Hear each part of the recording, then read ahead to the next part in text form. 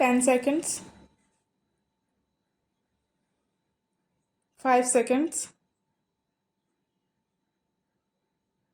Start.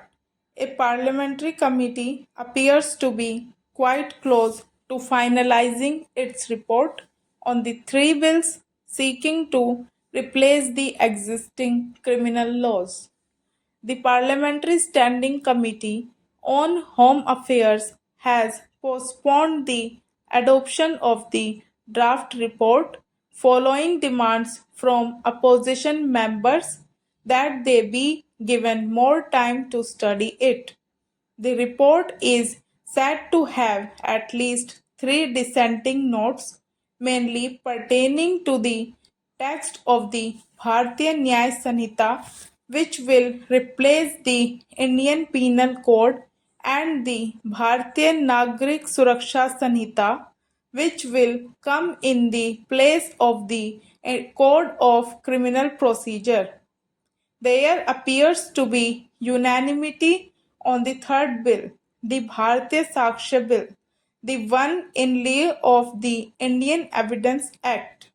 Having begun its deliberations only on August 24 and having held only 12 sittings, there may be questions about the adequacy of the scrutiny.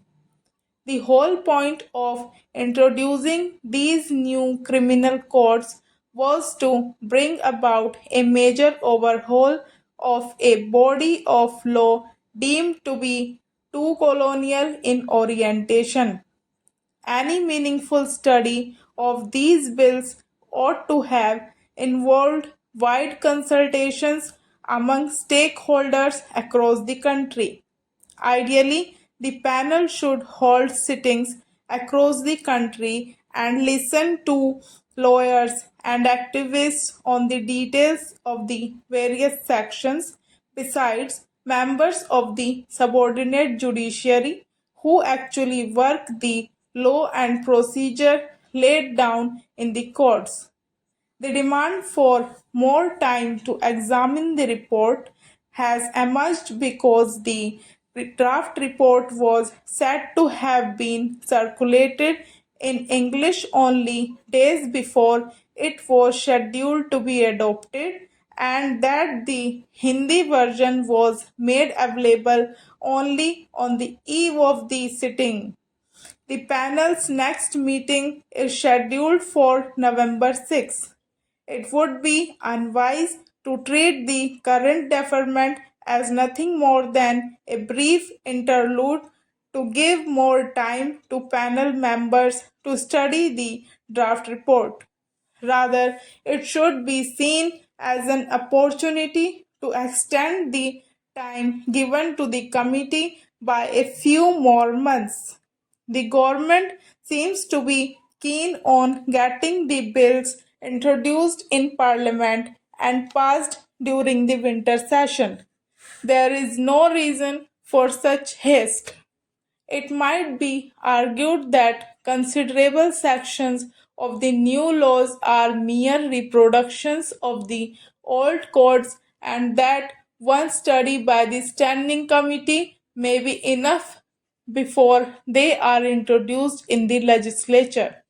However, there are areas that may require deeper scrutiny, for instance, the scope for misuse, if any, in the new definitions, the desirability of introducing new offenses such as hate speech, and whether there is further scope for procedural reform in the criminal justice system. On October 6, the Reserve Bank of India (RBI) stuck to its 6.5% GDP growth projection for the year, with risks from geopolitical tensions, economic fragmentation, volatile financial markets, and an uneven monsoon, evenly balanced out by strengthening domestic demand. There was a belief that a period of heightened uncertainties was ebbing but as the central governor signaled last Friday, new uncertainties have emerged over the fortnight since. The Israel Hamas conflict that erupted a day after the monetary policy review has widened, and Finance Minister Nirmala Sitharaman has flagged worries about implications on global food, fuel, and fertilizer supplies. Given India's independence on fuel and fertilizer imports, disruptions or price spikes could hurt the macroeconomic framework, even if the government refrains from passing on higher prices to consumers and farmers in the election season. The RBI chief also pointed to rising US bond yields, which hit a 16-year high on 5% this week. Mixed data points and signals from central banks around the world as the new unknowns, even as known unknowns such as financial market turmoil, have got more pronounced.